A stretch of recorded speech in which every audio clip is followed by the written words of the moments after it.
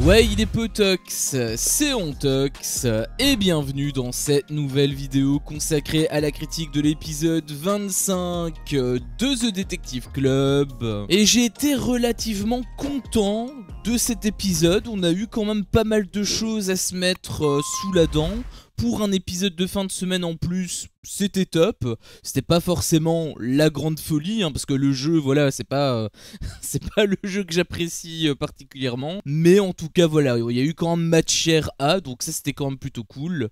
Et surtout, par rapport à l'épisode de vendredi dernier, il n'y a pas photo, donc j'en reste finalement assez content. L'épisode s'est divisé en deux parties. Première partie, il y a eu des petites questions, des petites enquêtes qui ont été effectuées par rapport à la bombe qui a été révélée, donc le fait qu'il y ait que 5 candidats qui ont été nommés et où parmi ces 5 candidats un voleur est 100% dedans, c'est Enzo. Donc forcément suite à cette bombe il y a eu une petite enquête qui a été menée, et il y a Nicolo qui a trouvé justement que Enzo, enfin il l'a pas trouvé, il l'a pressenti, il est pas sûr à 100%, mais nous on sait que en fait il est totalement sur la bonne voie, et il a carrément accusé et tout, et j'ai trouvé que c'était très intéressant, preuve d'ailleurs que forcément quand tu vois des candidats qui tapent à côté, c'est un petit peu osef. Là justement Nicolo a tapé carrément dedans, il a été directement sur la bonne piste. Il y avait quand même également pas mal de réflexions justement qui étaient assez logique, j'avais trouvé, donc j'ai été quand même assez intéressé, preuve que justement c'est beaucoup plus efficace quand t'as des candidats qui au moins mentionnent l'un des voleurs. Pour le coup j'avais aussi trouvé que Enzo il s'était plutôt bien défendu, en tout cas par rapport à Nicolo, voilà, il gardait un peu son calme, il lui posait des contre-attaques quelque part, même plus tard il rigolait un peu avec lui, etc., donc j'ai trouvé que c'était assez bien, on va dire, comme défense, en tout cas jusqu'à un certain point, parce que plus tard j'ai trouvé qu'il était peut-être un poil trop agressif. Dans tous les cas c'est pas forcément mauvais, forcément de contre-attaquer c'est pas forcément mauvais, il a quand même été meilleur que Riyad, typiquement. J'ai quand même ressenti la différence de comportement, et il n'y a pas que moi justement, les candidats aussi l'ont ressenti, puisque t'avais Julien qui en gros avant la scène du salon, t'avais Nicolo qui voilà lui passait, lui partageait son ressenti vis-à-vis de Enzo, etc. Et l'un des arguments c'était le fait qu'en fait il enquêtait pas, il était souvent voilà en train de rigoler, etc. Et il posait pas beaucoup de questions. Bon, Enzo s'était bien défendu, il avait pas envie de se faire niquer par la trappe à cause des voleurs, donc c'était quand même une bonne défense. Quoi qu'il en soit, si justement il s'est pas défendu, ça reste possiblement un problème que Nicolo donc avait pointé du doigt et qu'il avait partagé à Julien. Et sur la scène justement du salon, quand je t'ai dit qu'il était agressif, en effet il était un petit peu à certains moments, mais c'est surtout la différence de comportement qui est flagrante, parce que si justement il n'enquêtait jamais avant, là le truc c'est que il pointait beaucoup plus facilement du doigt, donc ça a été un petit peu justement interprété de la part de Julien comme le fait que voilà il a un changement de comportement. C'est pas forcément faux. Bon, après le fait qu'il enquête jamais c'est pas forcément vrai non plus, parce qu'on l'avait déjà vu, on a déjà eu plusieurs séquences où voilà il était tout seul avec Jessie notamment, où il enquêtait, il lui disait ah ouais c'est peut-être Adixia, etc. Donc en réalité il enquête entre guillemets bien sûr, il enquête quand même, sauf que c'est jamais public. Et c'est d'ailleurs un reproche que je fais depuis le début, t'as toujours les candidats qui parlent en huis clos comme ça, qui parlent à une ou deux personnes, mais jamais publiquement, et c'est un problème. Le Valentin, c'est bien beau qu'il ait pointé du doigt Enzo, etc. Sauf que s'il le dit à 2 personnes sur 18, tu peux pas les convaincre de voter Enzo, tu vois, donc ça sert à rien en réalité. Donc finalement le piège se referme un petit peu sur Enzo, en tout cas peut-être, on sait pas s'ils vont rester sur cette piste, parce qu'on sait très bien que à chaque fois qu'ils te montrent des choses, parfois ça part complètement à côté, donc on verra si ça reste sur cette piste. Mais dans tous les cas, Enzo était en danger, donc j'ai trouvé que c'était quand même très intéressant, en tout cas beaucoup plus intéressant encore une fois comme j'ai dit, que quand ça tape à côté. Au moins il y a un petit peu de tension, et c'est un petit peu ça qu'on recherche dans ce genre d'émission. Il y avait aussi Giuseppa qui avait été un petit peu questionnée, alors elle a pas forcément été mise en danger plus que ça, d'ailleurs justement Julien n'en a pas parlé, ou en tout cas ça n'a pas été montré au montage. Donc est-ce que justement le délire du truc du téléphone, etc., est-ce que finalement c'est un problème pour l'émission? Est-ce que Julien a capté que c'était elle la voleuse à cause de ça, ou est-ce qu'il a pas capté? En réalité ça reste flou, hein, comme je l'ai dit, on peut pas savoir avec le truc de la box, on sait pas réellement si comment ça fonctionne. Donc si ça tombe, tout le monde a le droit de toucher le téléphone, mais ça serait quand même bizarre. Normalement quand si t'as besoin de toucher le téléphone, c'est parce que t'es voleur, tu vois. Donc ce serait quand même bizarre que tu touches le téléphone et que tu sois un enquêteur. Donc en plus il me semble que justement quand tu regardes un petit peu la séquence avec Julien qui passe, il me semble que quand il regarde justement Giuseppa et qu'il voit que justement elle touche, il me semble qu'il lève les sourcils. Alors pour le coup c'est pas sûr à 100% parce que c'est très pixelisé, mais c'est un petit peu l'impression que j'ai partagé d'ailleurs, hein, enfin j'ai partagé l'extrait, non j'ai republié l'extrait qui a été partagé par quelqu'un d'autre sur Twitter, hein, donc n'hésitez pas si vous avez envie d'aller voir l'extrait, vous pouvez directement regarder sur mon profil, j'ai partagé du coup comme je l'ai dit l'extrait. Donc en réalité par rapport à ça je sais pas trop, je garde, on va dire que je le prends avec des pincettes, mais c'est en effet très suspicieux. Dans tous les cas ça reste très suspicieux, sachant que encore une fois au montage ils peuvent couper les moments où ils parlent de Giuseppa, donc si ça tombe il est totalement au courant que c'est Giuseppa, et simplement ça a été caché par le montage, hein, c'est également possible. Mais sinon c'était même pas ça que je voulais dire, ce que je voulais dire c'était par rapport à Giuseppa, elle s'était fait questionner, et le truc c'est qu'elle ne s'était pas positionnée, elle ne voulait pas répondre à la question simplement qui tu penses qui est le voleur, et elle ne voulait pas répondre à la question, ce qui est un problème qui pourrait également arriver par rapport à elle, le fait que comme Enzo ne voulait pas se positionner, c'était quelque chose qui était quand même perçu comme étant douteux de sa part. C'est pour ça que Nicolo encore une fois l'avait pointé du doigt, entre autres, hein, il n'y avait pas que ça, hein, il y avait plusieurs autres arguments, mais le premier argument, le principal argument que moi j'avais retenu c'était celui-là. Et justement ça s'est un petit peu répété avec Giuseppa, le fait qu'elle ne veuille pas se positionner, il peut également avoir la même réflexion, ça peut également un peu puer pour Giuseppa. Après pour Giuseppa voilà, de base c'est censé puer naturellement, hein. Donc on verra un petit peu comment l'enquête va avancer, comment ça va évoluer, mais dans tous les cas au moins les voleurs sont en danger, et ça reste déjà beaucoup plus palpitant. Ça c'est le seul truc que j'ai à dire, ça reste beaucoup plus palpitant. Après il y a eu d'autres petits trucs qui m'ont fait rire, hein, parce que c'était ça aussi la force de cette première partie, c'est que non seulement les enquêtes ont été assez pertinentes par moments, mais c'est également le fait que ça a été mélangé avec des moments drôles. Genre par exemple quand t'as Enzo qui fait des guili-guili à Nicolo, je sais pas toi, mais moi franchement j'ai pété de rire, j'étais plié en deux, c'était trop drôle.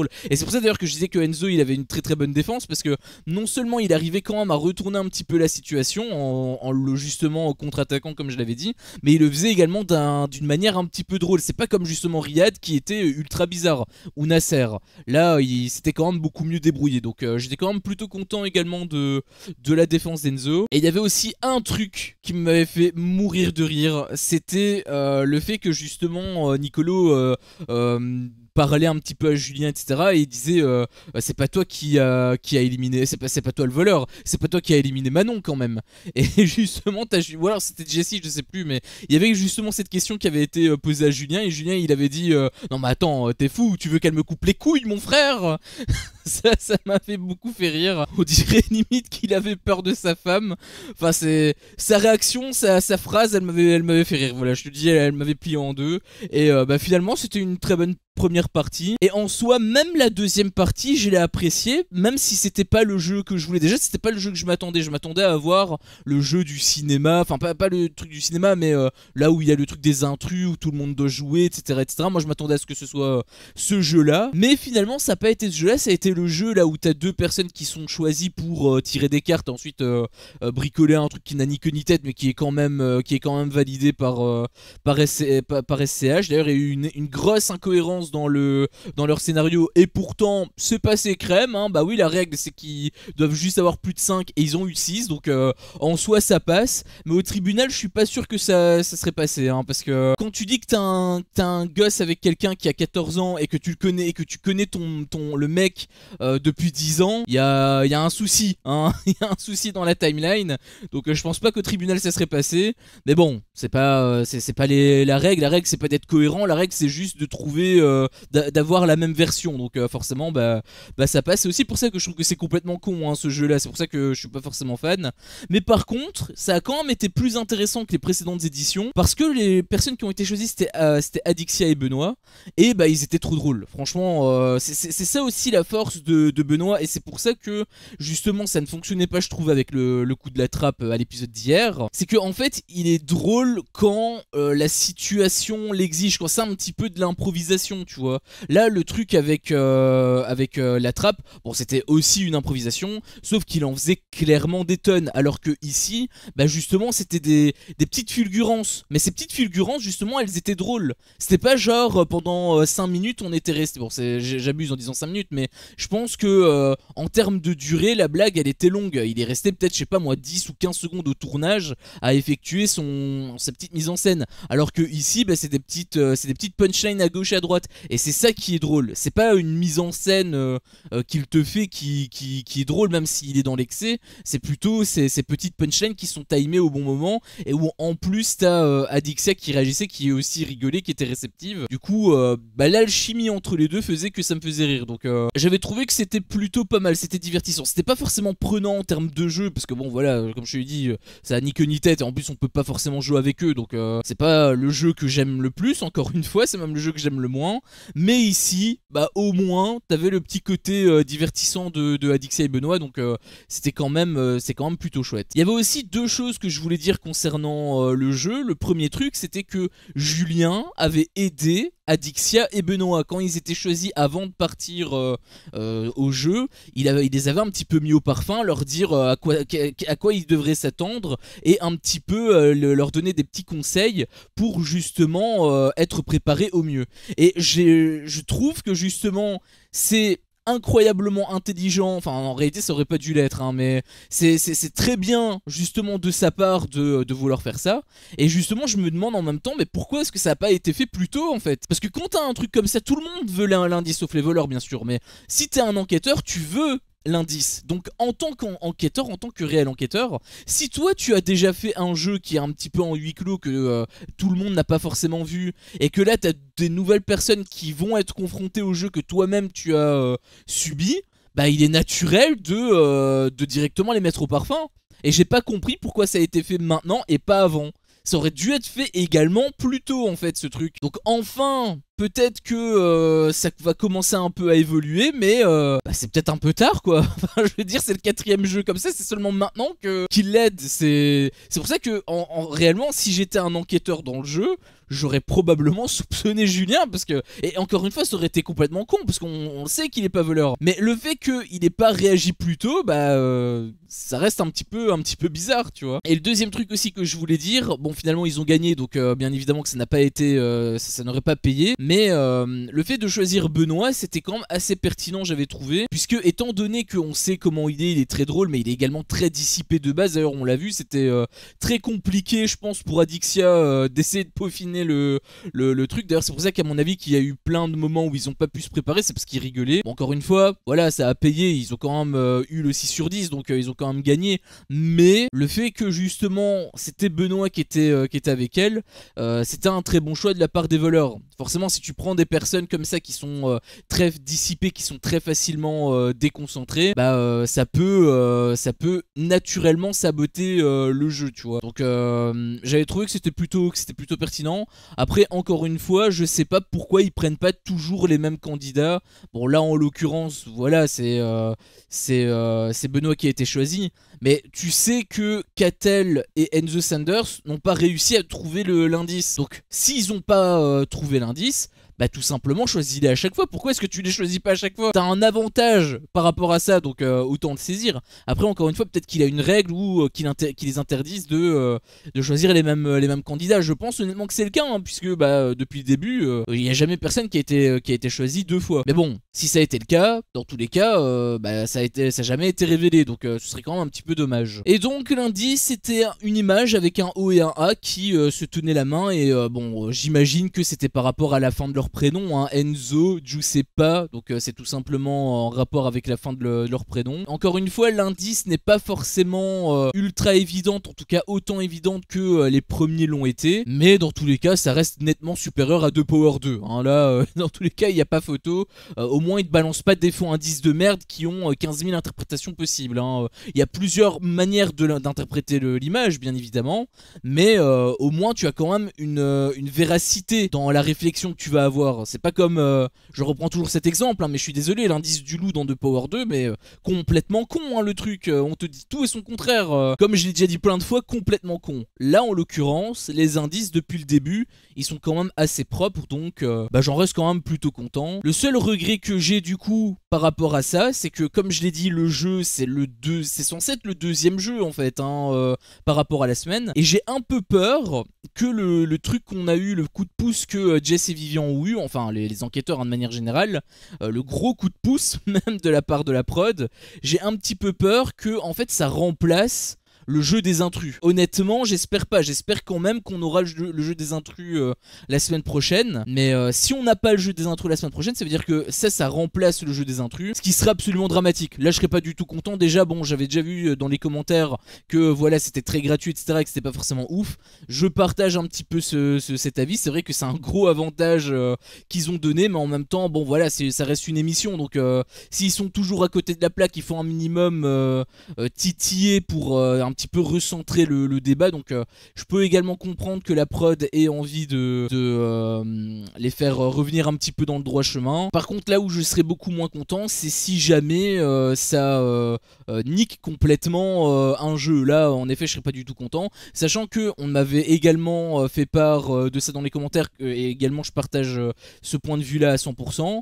C'est vrai que ça aurait pu servir d'indice. Imagine, t'avais le jeu des intrus, il l'aurait gagné. Ils auraient très bien pu te donner 5 images et te dire oui, parmi ces 5 candidats là vous avez ou faire le même jeu que Jess et Vivian. Juste il y a tout le monde qui parle, tu vois, et qui vote, et à la fin tu auras quand même 5 candidats avec parmi ceux-là un voleur. C'est vrai que ça aurait pu servir d'indice et ça aurait été même mieux fait, parce que du coup il aurait pas eu cet aspect gratuit. Donc j'avoue que c'est dommage. C'est dommage quelque part qu'ils l'ont pas donné en tant que indice. C'est vrai que c'est vachement dommage.